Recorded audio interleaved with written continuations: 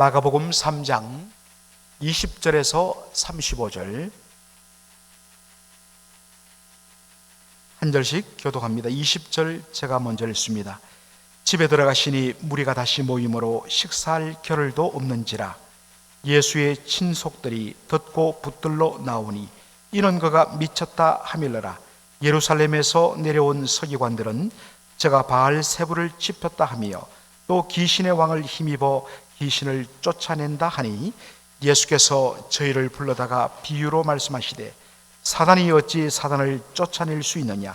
또 만일 나라가 스스로 분쟁하면 그 나라가 설 수 없고 만일 집이 스스로 분쟁하면 그 집이 설 수 없고 만일 사단이 자기를 거스려 일어나 분쟁하면 설 수 없고 이에 망하느니라.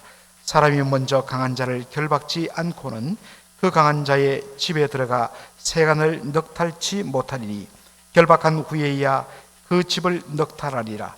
내가 진실로 너희에게 이르노니 사람의 모든 죄와 무릇 회방하는 회방은 사심을 얻되 누구든지 성령을 회방하는 자는 사심을 영원히 얻지 못하고 영원한 죄에 처하느니라 하시니 이는 저희가 말하기를 더러운 귀신이 들렸다 하미르라. 때에 예수의 모친과 동생들이 와서 밖에 서서 사람을 보내어 예수를 부르니 무리가 예수를 둘러 앉았다가 여짜오되 보소서 당신의 모친과 동생들과 노이들이 밖에서 찾나이다. 대답하시되 누가 내 모친이며 동생들이냐 하시고 둘러 앉은 자들을 둘러보시며 가라사대 내 모친과 내 동생들을 보라. 다같이요 누구든지 하나님의 뜻대로 하는 자는 내 형제요 자매요 모친이니라. 아멘.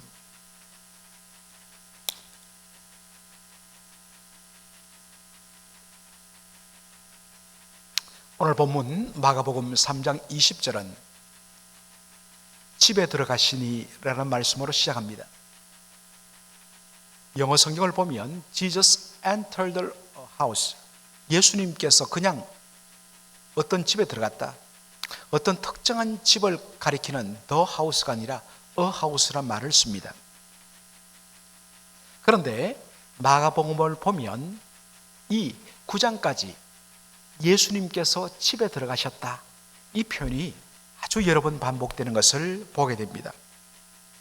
특별히 이 표현은 예수님께서 갈릴리에서 공생애를 3년 중에 거의 대부분을 예수님께서 갈릴리에서 사역을 하셨는데 예수님이 갈릴리에서 사역하실 때 이 표현이 집중됩니다. 예수님께서 집에 들어가셨다. 특별히 누구의 집이라고 밝히지 않고 그냥 a house 이렇게 표현합니다. 여러분, 왜 굳이 이 표현을 썼을까? 굳이 누구의 집이라고 밝히지 않은 이유는 말하지 않아도 사람들이 다 알기 때문인 것입니다. 제가 조금 전에도 이야기했지만 예수님의 공생의 사역의 대부분은 갈릴리에서 하셨고 그 예수님의 갈릴리 사역의 중심 무대, 베이스 캠프는 가버나움이었습니다. 그리고 예수님께서 가버나움에 머무실 때마다 주로 들어가 쉬셨던 집은 베드로의 집이었습니다. 자, 여러분, 이 사실을 우리가 다시 한 번 더 본문을 통해서 확인할 수 있는데 예수님이 집에 들어가시니 무리가 다시 모임으로 라고 이야기하고 있습니다. 다시 모였다는 것은 이전에 여러 번 모였다는 것입니다. 예수님이 그 집에 들어갈 때마다 거기 모였다는 것입니다. 그래서 예수님이 그 집에 들어가자마자 사람들이 다시 거기로 예수님께서 가버나움에 오셨다, 가버나움에 오시면 예수님 반드시 들어가시는 집이 있다, 그러니까 그 집에 다시 모인 것입니다. 수많은 사람들이 모이던 결과로 어떤 일이 일어났느냐? 오늘 본문에 보니까 식사할 겨를도 없는지라. 식사할 겨를도 없다. 얼마나 많은 사람들이 몰려들었던지 예수님 일일이 그 사람들을 대하시고 말씀 전하시고 말씀을 전하신 후에는 예수님 치유와 축사, 사단의 세력들, 귀신 들린 자들을 고쳐주시는 축사, 사악한 영들을 쫓아내는 축사 사역까지 하셨기 때문에 얼마나 많은 사람들이 몰려왔던지 밥을 잡수실, 식사할 겨를도 없었다는 것입니다. 그런데 마가복음은 16장으로 되어 있어서 다른 복음서에 비해서 많은 부분들을 생략하고 있습니다. 그런데 이것과 동일한 사건을 기록한 마태복음이나 누가복음에는 얼마나 예수님이 바쁘셔서 식사를 겨를도 없었던 그 이유를 자세히 설명하고 있습니다. 같은 본문을 기록한 마태복음 12장 22절을 우리가 다 함께 읽겠습니다. 그때에 귀신 들려 눈 멀고 벙어리 된 자를 데리고 왔거늘 예수께서 고쳐주심에 그 벙어리가 말하며 보게 된지라. 어떤 사람이 이렇게 말을 못하는 분이 있는데 데려왔습니다. 그런데 예수님 보시면서 당장 알았습니다. 이 사람이 눈이 멀고 말을 못하여 벙어리 된 것이 바로 귀신에 사로잡혀 demon possessed, 귀신에 의해서 완전히 사로잡힌, 귀신의 소유가 되어버린 그러한 일로 말미암아 눈이 멀고 벙어리 된 아주 독특한 케이스죠. 바로 한 사람을 예수님이 고쳐주셨습니다. 이것은 한 부분이죠. 수많은 사람들이 몸이 아프고 또 심지어는 귀신이 들려갖고 예수님 찾아왔을 때 예수님께서 그들을 일일이 고쳐주시느라 식사할 겨를도 없었다. 얼마나 피곤했겠습니까? 수많은 사람들을 고치는 고침받은 사람 중에 대표적인 한 사람이 뭐냐? 귀신 들려 눈 멀고 벙어리 된 자였다라고 하는 것입니다. 자, 마태복음 12장 23절은 바로 이것을 본 사람들의 모든 사람들, all the people, 거기에 모인 모든 사람들의 반응이 기록되어 있습니다. 무리가 다 놀라 가로되 이는 다윗의 자손이 아니냐. 다윗의 자손이란 말은 하나님께서 구약 성경에 보내시마 예언하시고 약속하시던 바로 그 메시아, 하나님의 성령의 기름 부음을 받아 바로 백성들을 구원하러 오시는 바로 그 메시아 그리스도, 그분을 가리키는 표현인 것입니다. 하나님께서 친히 보내신 메시아가 아니라면 이런 일이 일어날 수 없다는 것입니다. 귀신이 쫓겨나고 그 결과로 눈 멀고 벙어리였던 사람이 눈이 열리고 입이 터져갖고 입술이 열려서 말을 하는, 누가 봐도 이것은 귀신에 사로잡혀 일어난 일이었는데 귀신이 쫓겨남으로 말미암아 보게 되고 말을 하는 이것을 보고 이분이야말로 하나님이 보내신 메시아 다윗의 자손이다. 사람들이 그렇게 놀라 고백을 했습니다. 그런데 꼭 어디든지 보면 뭐든지 정확한데도 불구하고 꼭 마음이 뒤틀려서 이런 분위기를 깨트리는 그런 분들이 있죠.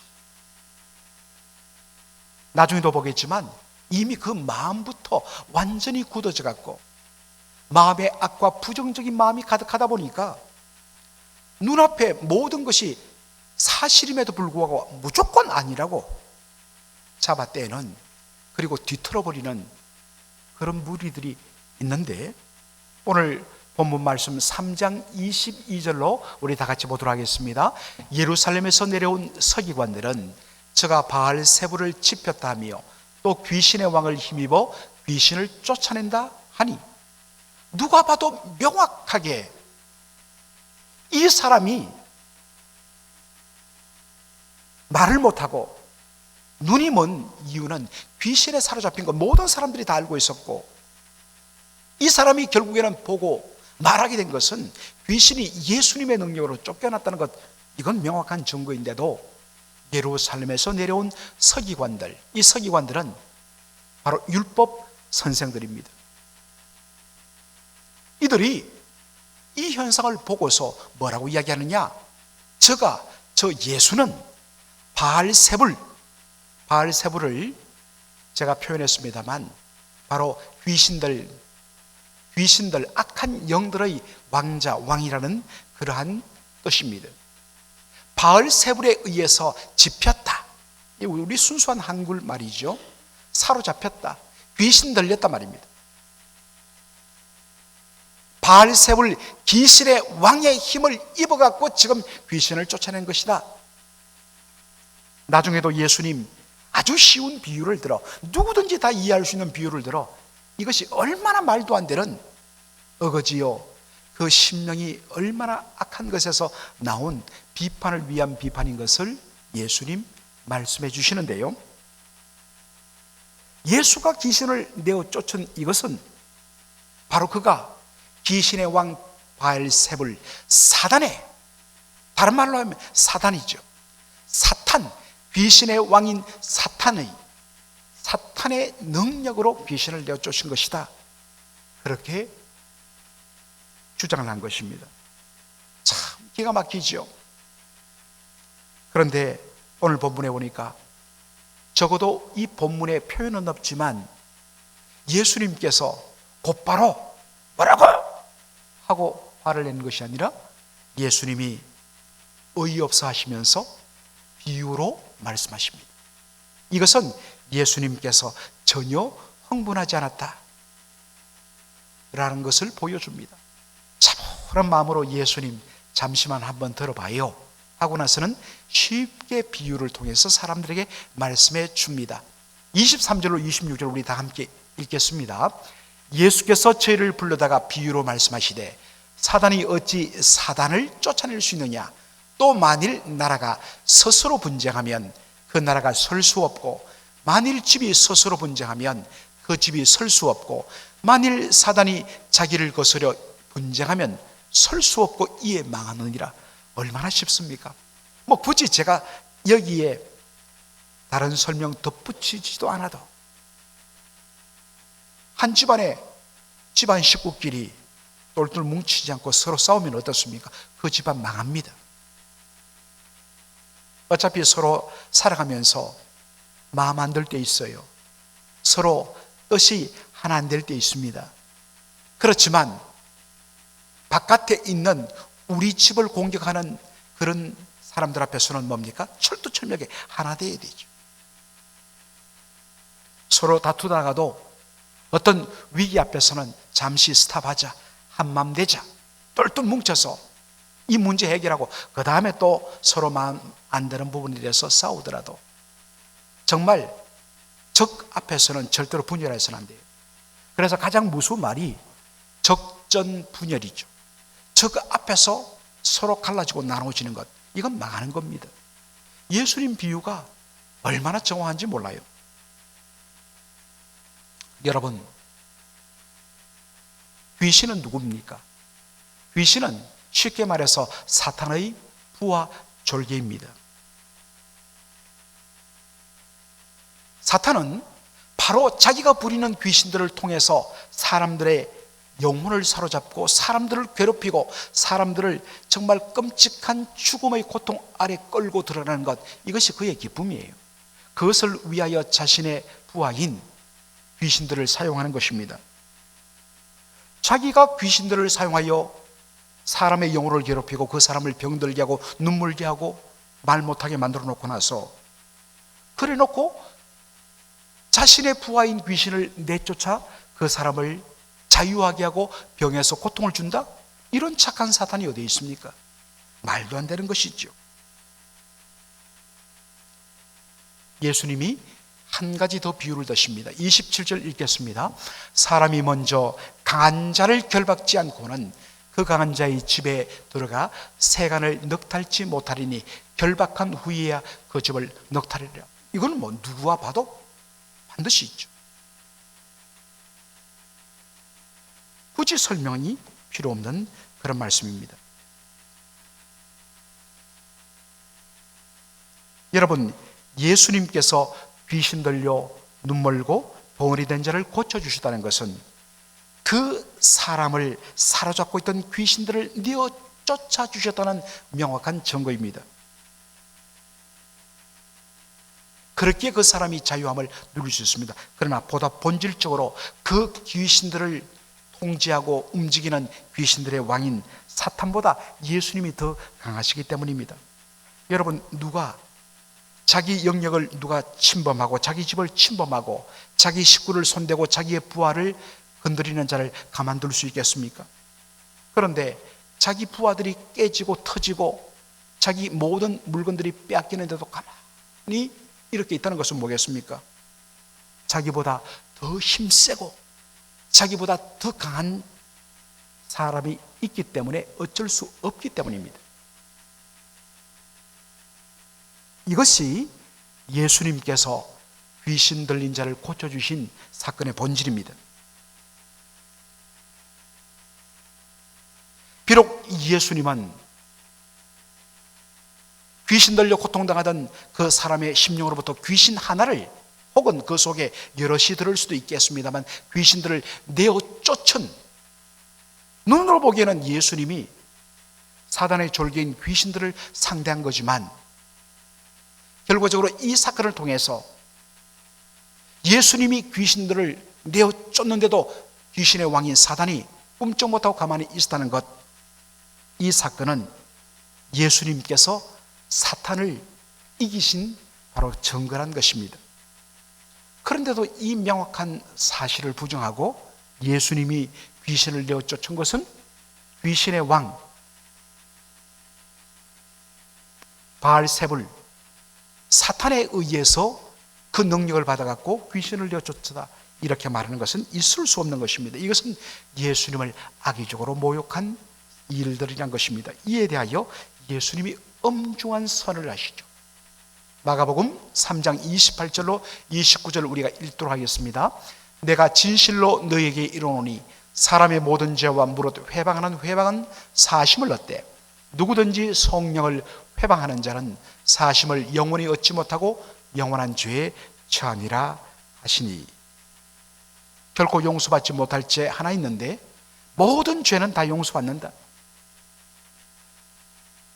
우리의 윤리 도덕적인 기준으로 어떻게 저런 놈들이 절대로 용서받을 수 없어, 그런 사람에게 내리는 것이 사형이죠. 그런데 예수님은 말씀하십니다. 심지어 세상적인 윤리 도덕적인 기준으로 절대로 용서받지 못하는 그런 죄인들도 진정으로 그가 회개하면 하나님으로부터 용서받을 수 있다는 것입니다.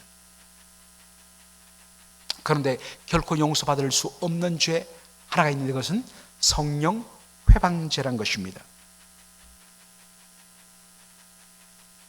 많은 분들이 지금 내가 범한 이 죄가 혹여 성령 회방죄가 아닌가, 많은 사람들이 염려하기도 합니다. 어떤 사람들은 이렇게 성령 회방죄를 해석하기도 합니다. 성령님은 예수님을 주라 신케 하는 영이신데 바로 예수님의 이름을 부인하고 예수님의 이름을 거부하는 것, 이것이 성령 회방죄가 아닌가. 그렇다면 용서받지 못한다. 여러분, 베드로를 한번 보십시오. 그는 죽음의 위협 앞에서 예수님을 3번씩이나, 그것도 나중에는 예수님의 이름을 저주하며 부인했던 자입니다. 그런데 부활하신 예수님 어떻게 하십니까? 그 베드로를 찾아가십니다. 그리고 그를 용서하시고 그에게 사명을 주십니다. 바울은 회방자요, 핍박자요, 호행자였습니다. 지난 주일 설교 때 살펴봤던 것처럼 그는 자신을 향하여 스스로 나는 죄인의 괴수라고 그렇게 고백했던 사람입니다. 그런데 그가 용서를 받았습니다. 첫 번째 이유는 그가 알지 못했고 행했기 때문이다. 두 번째 이유는 이렇게 악한 사울까지 용서하심을 통해서 장차 영생을 얻을 자들을 위한 본보기로 이러한 사울까지도 용서를 받았다면 당신의 죄도 용서받을 수 있어 라는 것을 사람들에게 보여주기 위하여 하나님은 사울을 용서하시고 그를 하나님의 종으로 삼으셨다는 것입니다. 그렇다면 성령 회방죄는 무언가? 제가 이 말씀을 살피면서 빈센트 테일러라는 신약학자의 글을 통해서 참 좋은 인사이트를 하나 얻었습니다. 이 빈센트 테일러는 마가복음을 주석하면서 이렇게 성령 회방죄를 정의했습니다. 조금 말이 어려운 것 같습니다만 여러분 자세히 한번 보시기 바랍니다. 도덕적 가치, 다시 말해서 이것은 누가 봐도 명확한 선악이 구분되는 명확한 가치라는 것입니다. 애매한 것이 아닙니다. 명확합니다. 그런데 그 명확한 가치를 무시하고 기준을 거부하고 고의로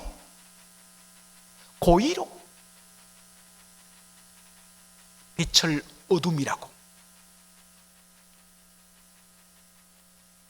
제가 이제 고의란 말은 제가 좀 의역을 했습니다.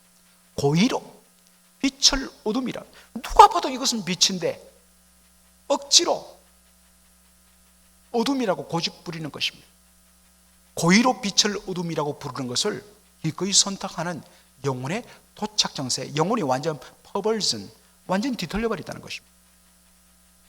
이게 도착 정세. 이것이 뭐냐?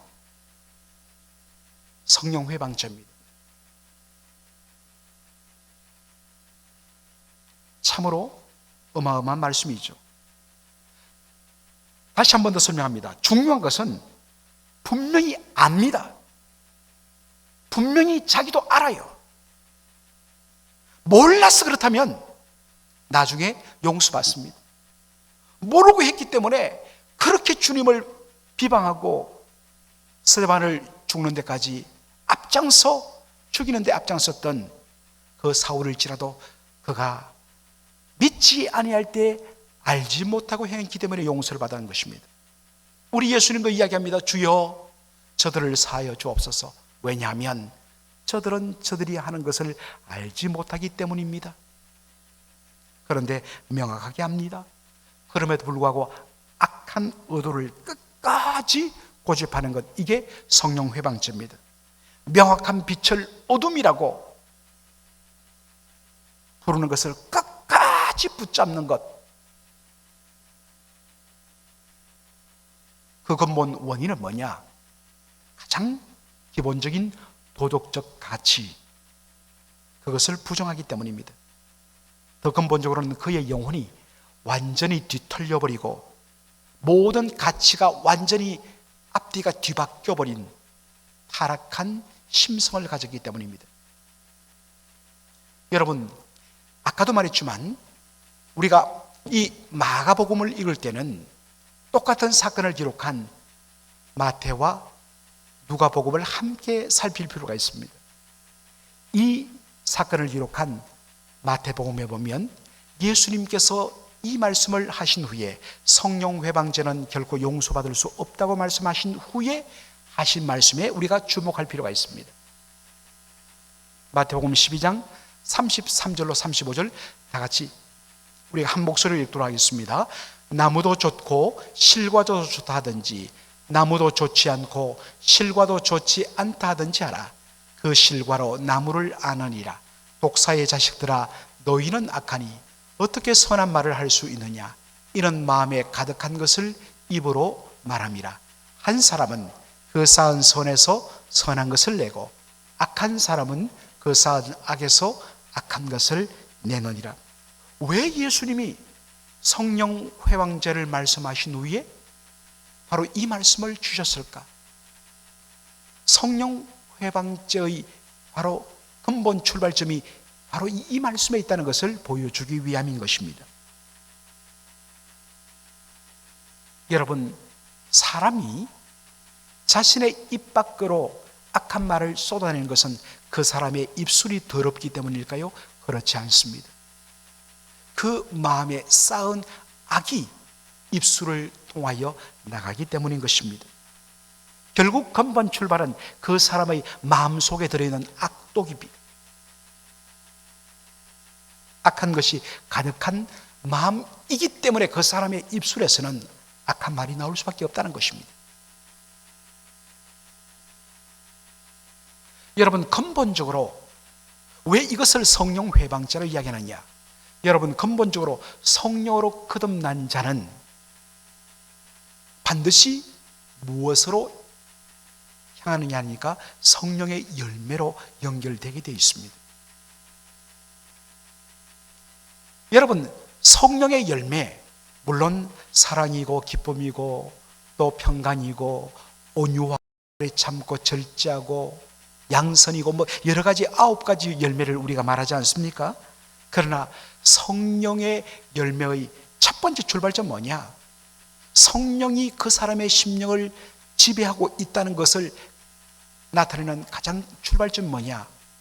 예수님을 주로 시인하는 것입니다. 다시 말해서 예수님의 주권을 인정하는 것입니다.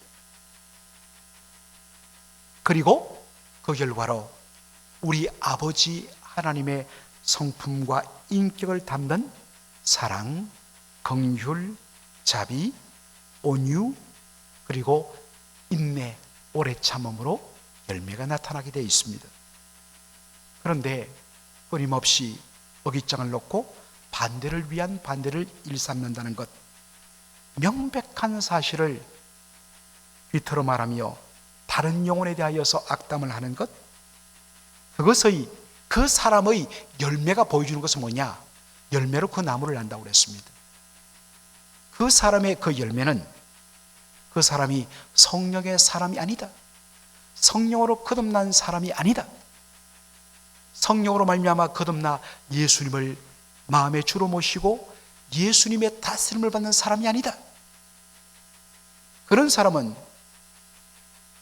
성령으로 거듭나고 성령을 통하여서 하나님을 아바 아버지라 부르는 하나님의 자녀, 하나님의 자녀는 아버지의 성품을 담게 되어 있습니다. 아들한 것입니다. 그러기에 그런 뒤틀린 사람이 범하는 모든 죄는 성령 회방죄가 되는 것입니다.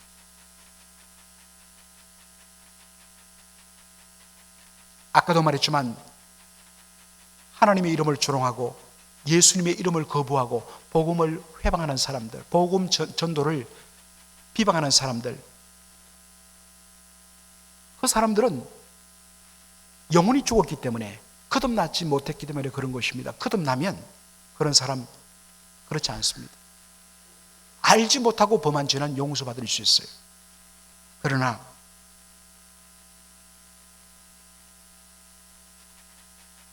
알고도,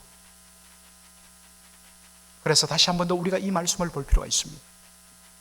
도덕적 가치를 무시하고 고의로 빛을 어둠이라 부르는 것을 어쩔 수 없이 거절해선 것이 아니라 그것들을 의도적으로 선택하는, 왜 그러냐? 영혼이 완전히 뒤틀려버린 도착 정세에 빠졌기 때문에. 이것이 성령 회방죄라는 것입니다. 여러분, 요즘 나의 입술의 열매를 한번 보십시오. 내가 왜 이러지? 여러분, 결국에는 우리 그 말이 나온 우리의 마음속에 지금 무엇이 들어있고 무엇이 쌓여있는가? 성령님이 내 안에 거하시며 내주하시며 성령께서 나의 그러한 부분으로 통하여 말할 수 없는 탄식과 애통하시며 성령을 근심시키는 그러한 일로 하여서 성령의 사람은 다시 회개 자리로 들어옵니다. 그러나 심령에 성령이 거하지 않는 사람, 그 사람은 끝없이 그 마음속에 통제되지 않는 악들이 쏟아나오게 되는 것입니다. 분명 거듭난 사람은 성령의 사람인데 요즘 우리의 마음속에 무엇이 들어있습니까? 열매를 통하여 확인하고 그 열매를 통하여서 지금 내 마음을 진단하고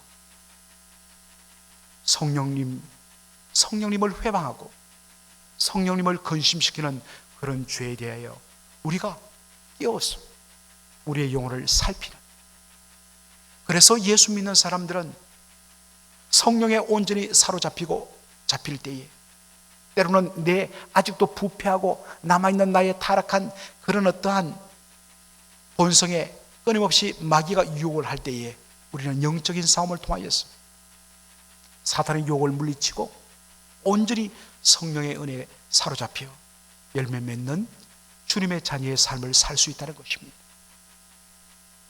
오늘 이 말씀 사실은 굉장히 엄중한 말씀입니다. 다시 한 번 더 우리의 심령을 살피고 점검하고 주님 앞에 돌이키고 결단하는 저와 여러분 되기를 주의 이름으로 축원합니다. 아멘. 기도하겠습니다.